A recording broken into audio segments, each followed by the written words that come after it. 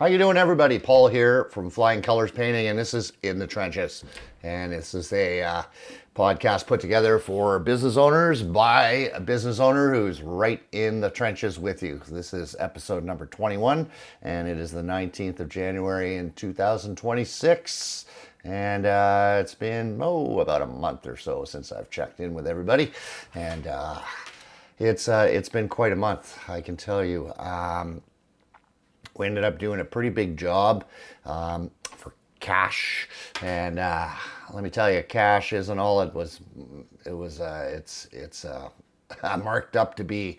I'll go into that a little bit later in this podcast, but I did a Starbucks out in Pembroke, which I'm going to end up going back to for some deficiencies because we're the last guys out.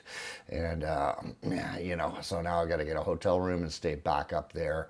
I've done a couple other little jobs too. So, my business target this year is 450, and so far, January's not quite over yet, but we're at, 22,000, which actually isn't bad for January. Things are looking pretty good for this year as well, too. The phone seems to be ringing more. I'm in with Jiffy now, and I'll be soon to be responding from calls from them through their clients, which they advertise on the radio. So the only problem with that is that they charge 20% of the job goes to them, which is pretty big, but their marketing budget is quite high as well too. So I haven't quite figured out how I'm going to do that one.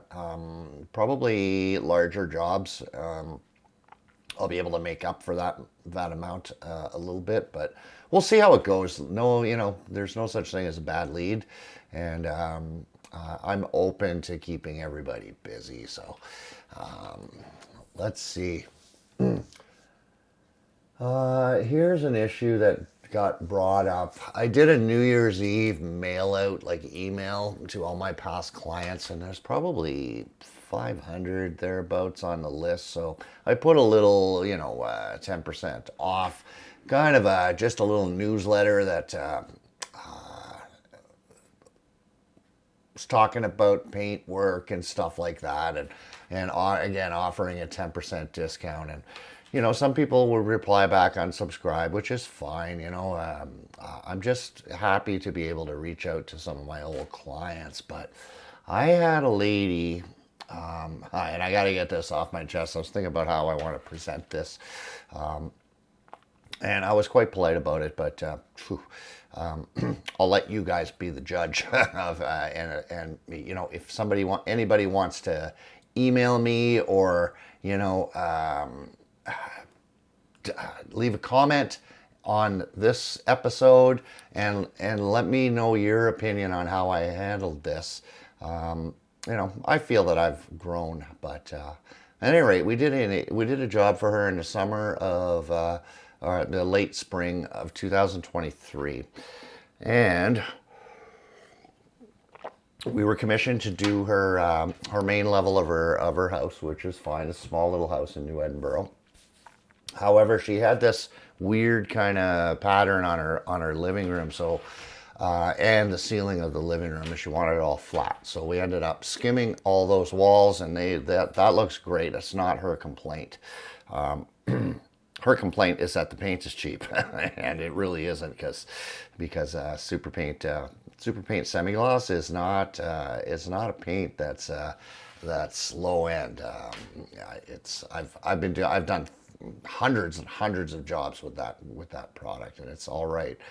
So the painting of the living room included there was crown molding and baseboards, all older style, kind of like almost a foot high. So, and I believe they were a light yellow. So we went to white, and I will admit it was a little bit weak, and I did end up going back, and but I did this for a reasonable price. I charged her $2,000 to do this complete, main level, which it was 2023 was not that busy. So I gave her a severe discount. She's an older lady as well too, and I'm looking at the email that she sent me.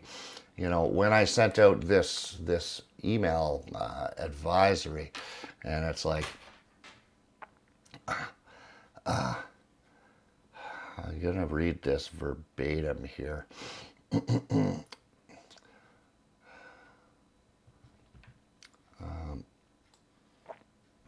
So,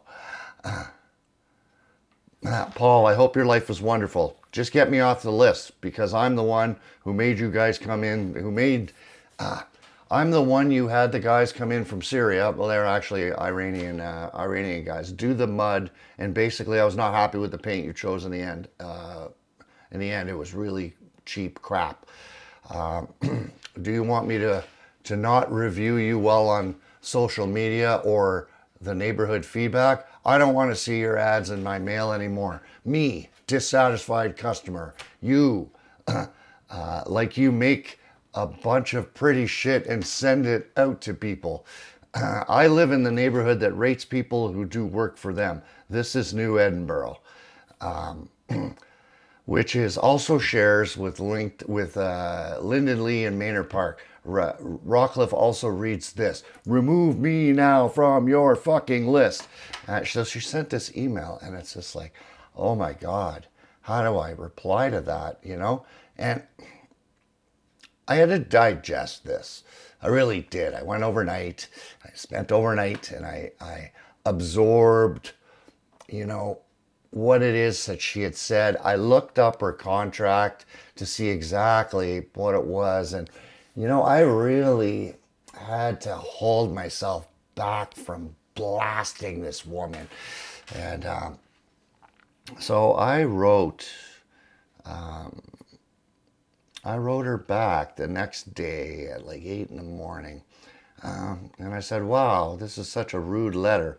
I'm going to read this because I need to get this stuff out. There's a lot more going on here aside from a dissatisfied customer. I do have a wonderful life. I have a wonderful life because I help a lot of people with their painting issues. But more importantly, I listen hard to what they are going through. And I make the whole contract run smoothly and communicate with them constantly. I can clearly remember working for you, insert name. We had coffee in your kitchen several times. We chatted about solutions to your siding issues on your back porch. We talked about art as you're a retired art teacher. You made a great impression on me, insert name, and I clearly remember that. My guys did a fantastic job skimming out the textured walls in your living room, hermetically sealing and doing a super cleanup job considering all the sanding that was required. I remember returning to do another coat on the baseboards and receiving the balance of the money of the contract, which was a total of $2,100 for painting your main entrance, hallway, baseboards, and doors, plus skim work in the living room. You got value for your money, absolutely. I would be happy to look at what your issues are with the paint, Lorna. All you had to do was reach out. I will absolutely take you off the mailing list. I don't want to ruffle your feathers any more than apparently I already have. I always try to resolve things through communication prior to having bad reviews written. But have a look at my Google page. I have 88 reviews and about 3 bad ones for over the past over 10 years. That doesn't happen by accident. Why do you think I'm writing this letter? And then I went on to say, I had to say something about the threats she was making.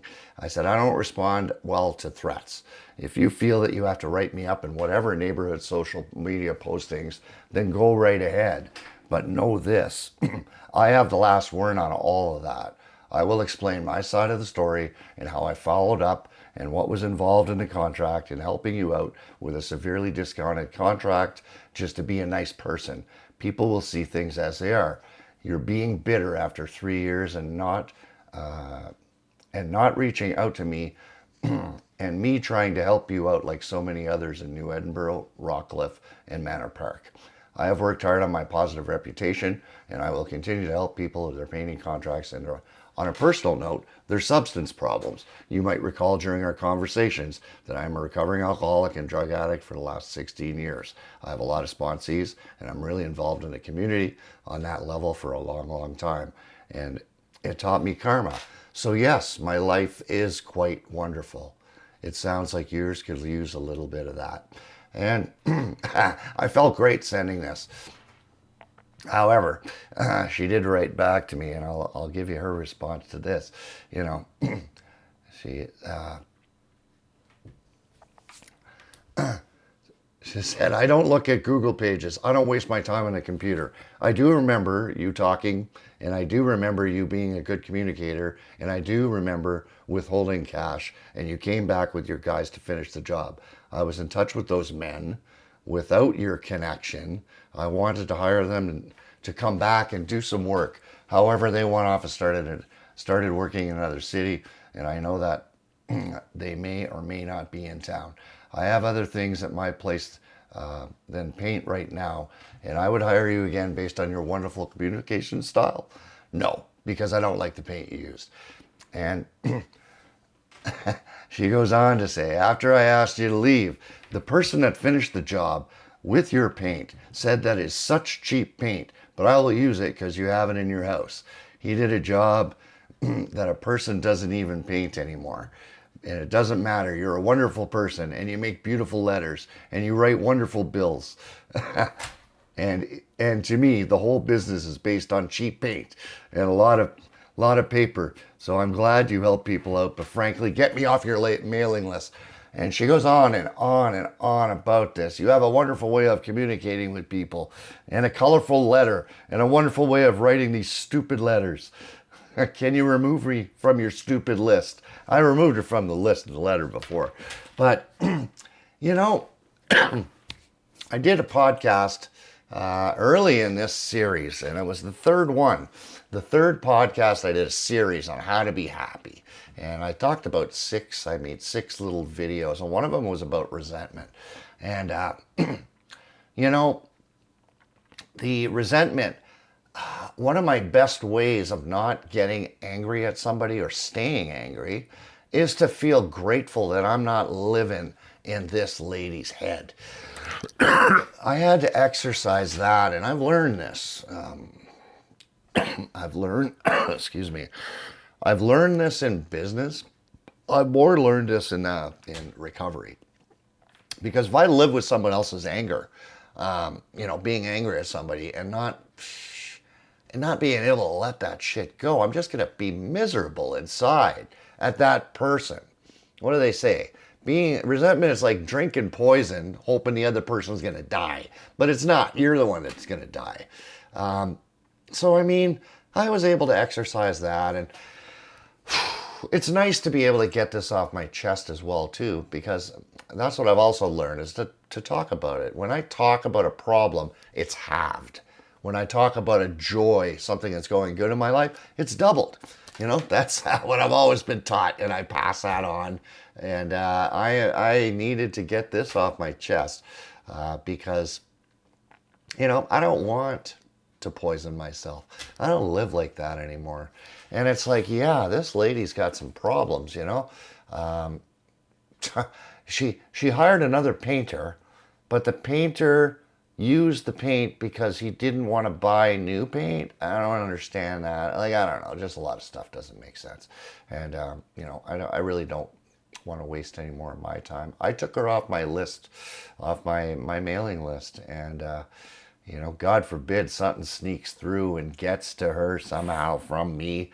But, I am going to be spending some time advertising in her neighborhood like I do every spring. So, I mean, my name is going to pop up. And if she tells me to get out of her neighborhood, I'll just go tell her to take a leap off a bridge or something. But I probably won't. But, so that was something. And, it was kind of I had just finished a job, a really big one. And I'll get to this job that I did for cash. So, and actually I was so sick during this as well too. I got sick about the last week in December. My crew was sick. I was working 7 days a week. I just wanted to get this done. And, we had a deadline of the 10th of January, and I ended up getting out of there. My last shift was on the 6th or something. So we made our deadline all right. But this project, right from the start, was red flags. The person the homeowner, you know, he's a very detailed person. He was a high I in the disc profile. Very precise. It might be a C I'm thinking of. Very precise, very detailed, almost like engineer kind of, everything had to be mapped out, which is fine. And I spent time with them going through a bunch of what's going to get done, what products we're going to use, all the specs of the product. Is it water soluble? Is it emulsion? Is it 100% zero, like VOC? All of these details, and it was okay. Let's write all this down. Here's everything, and this exact product He was telling me what product to use, which is fine, which ended up being Regal by Benjamin Moore, and he went with it was the wife that picked all the colors, and he was kind of overseeing just the contract side, which is fine. He was kind of the money man, and he was just like, make my wife happy. So I got a color consultant in. I paid her $330 for a color consult. I mentioned to her, now this house is a full-on house, 4 bedrooms, 3 bathrooms upstairs, 1 bathroom on the main level, and then a great room, which is 20 foot with lots of windows in it. So when you get a great room that's 20 foot high, and you have windows at the very on the back wall, those walls that are at the side that have 2 sources of natural light, I recommended, I said, I would just go dead flat on this, because that should be dead flat but she did not want to do that. She wanted satin, which is one little step below semi-gloss, and she went satin throughout, which was fine. My color consultant wrote that in her suggestion, and so I told her as well. I said, if you go with a nice light gray covers all right. She had like some dark colors in this house, and I suggested to her, she picked one color that wasn't even in the color picks, and I was going and doing samples, and she picked a color, Swiss Coffee. She picked another color first, which was it was a white, but it was a high reflective white. So with painting, the higher the LRV, which is the light value, the weaker the base is. So the color that she picked originally was in the high 80s, it was like 87 out of 100. So I would absolutely need 3 coats over a wall that's tame. If we're talking about a colored wall that these dark colors were, it would have taken 4 or 5 coats easy to cover with that color. So I told her, no, we can't do that. I said, we can do it, but it's going to be extra. Like, I'm going to have to charge you more labor. And it was like, okay. So she decided on Swiss Coffee, which is medium 80s. I think it was about 83 on the code. And even that is like, look, we were talking about a color that was in the high 60s, which is fine, because her master bedroom was this dark color. And hey, I'm not here to complain either. I'm just here as a business owner. I wanted everybody to have a nice Christmas. I wanted to be able to first of all, help this person, because they're moving in. They live in Toronto. They're moving in by the 10th. I want to help them get into their house. I also want to help my staff. I want to help my guys have some money for Christmas, to be able to buy food, to buy present for the kids. I want to make some money too, because I didn't have a lot going on in December. It wasn't, you know. So we ended up, and we talked, then he said, well, you're going to do the ceilings, right? Now, this great room is 20 feet up. There's a chandelier in the center of the room. There's pot lights all the way around the perimeter of the room. There's no way I can reach any of that stuff by a ladder. I've got to get scaffolding in. And I quoted them. I said, look, for the $10,000 that you want, I will do 4 bedrooms upstairs with the ceilings. And that included all the doors. It's a complete paint job, right? Doors, 3 bathrooms. They're all walk-in. A walk-in closet, 4 bedrooms, for $10,000. Oh, well, you're not including the ceilings. I said, no. The ceilings on a 20-foot room, and then the rest of the main level of ceilings, I said I need to have $1,000 more, and even at that was super, super cheap, and they absolutely got value for their money. So that was the first thing. That was when we had talked about that, and we were just about to start the first phase, and then he broke it up into 2 phases. Okay, we're gonna do the 4 bedrooms. We're gonna see how you do. At that point, I'm gonna give you $4,600, and it was like, 4,600 is not enough. And I did all the math. I think maybe I made $300 for my company after I paid everybody. $300, but it's cash, and it's, oh yeah, I'm paying you cash, and it's like, okay, I'm gonna make my money the bulk of my money on the back end of this. So now the back end happened. So that we did the upper end. We did the upper level. Phase 1 is what we called it.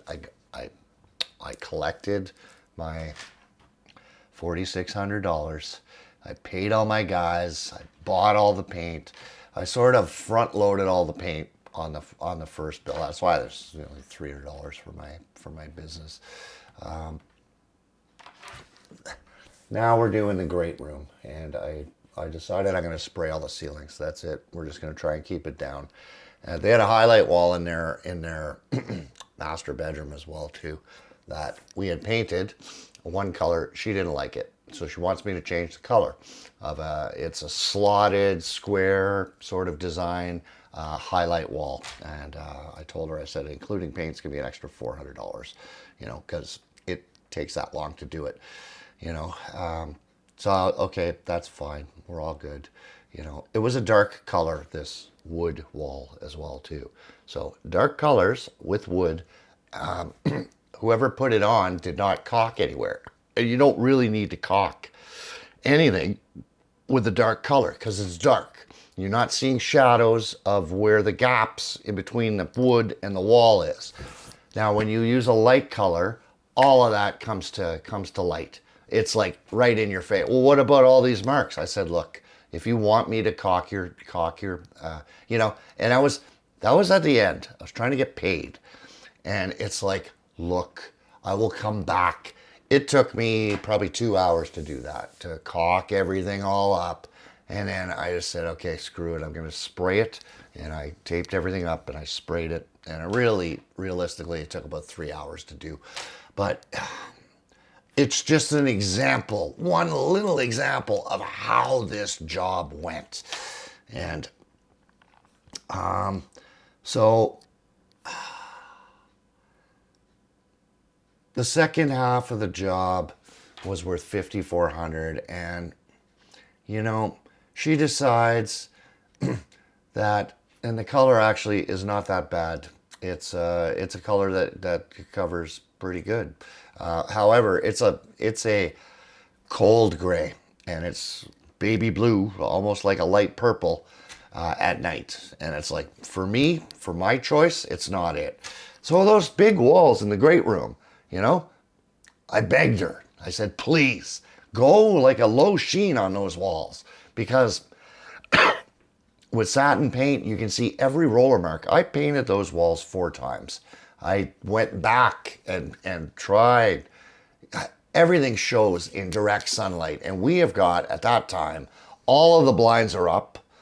We've painted all the windows on that big wall, and the light is beaming in. It's a really bright day, and there's streak marks, and I'm looking at myself and I'm going, yeah, there's going to be something's going to be said about this, and this was one of those jobs. Anyway, just one thing after the other, and I ended up coming back. We removed all the floor covering. It covered all the floors when I sprayed the ceilings, and we left all the flooring there. And the flooring guy had been there before, so he left a bunch of stuff on the floors as well, all these cardboard boxes. So I removed all of mine, put it in the garage, and with the intention of, okay, look, you just put this out by the road, the recycle guys are going to take it. Same goes with all our cans, everything. And it's like, okay, I got to take that stuff out of here now because the guy doesn't want it in here. And I can't really blame him because it's our stuff that we contributed. And so I ended up going to the dump and spending money there, And then it was like, okay, we need another gallon of paint, another this and another that. And Regal is, my cost is $66 a gallon. So, I did all the math, and I probably made for my business maybe $1,000, at the end of all this, including the $300 I made at the start of this. So, cash, it's not all it's fucking cracked up to be. It really isn't. Some people put a big value on that. Oh, I'm paying you cash. And it's like, it really doesn't matter because I'm still claiming this on my income tax. I'm claiming it through the bank. I'm paying the HST, and the HST is included. So, I mean, realistically, it was under 10 grand to do this job. And, it was just an exhausting December. It really was, So, so that was kind of where I was at and where it's been. And again, I'm sick like a dog, and I'm just getting over it now, as there's so many people that I know that have this lingering cold. It's almost like a freaking lung virus or whatever. But yeah, so those are two pretty intense situations that I was in. And yeah, like I said, we went up to Pembroke and did a Starbucks for overnights for 3 shifts. And I just got an email today saying that I got to go back on Wednesday. So I've got to call the guy and see what's going on. Like what is it that we need to be, what deficiencies are you referring to? So yeah, the excitement goes on. But New Year, that's just that's the business I signed into. This is being an entrepreneur. Anybody who's getting in or is in business or is thinking about getting in business, these are the kind of situations that you are going to face for sure. The only difference is now it's okay to say no. I know that, and I'm in a position where it's like, yes, there was a lot involved in this job. However, at the end of the day, this guy's super happy. His wife is super happy. I'm happy because I was able to make the deadline and they moved in and all their stuff is there. And now they can start unpacking and living their life. And that's what I'm doing it for. I'm not doing it for the money. The money is a consequence of helping people out. But, they're happy. They're writing me a review. They still haven't done it. I'm going to remind them gently, please write a review. I need your input, and, what's that worth? That's got to be worth some money. So anyway, these New Year's flyers and emails that I sent out, I got 3 jobs from them already. So, I'm going to continue doing this every month.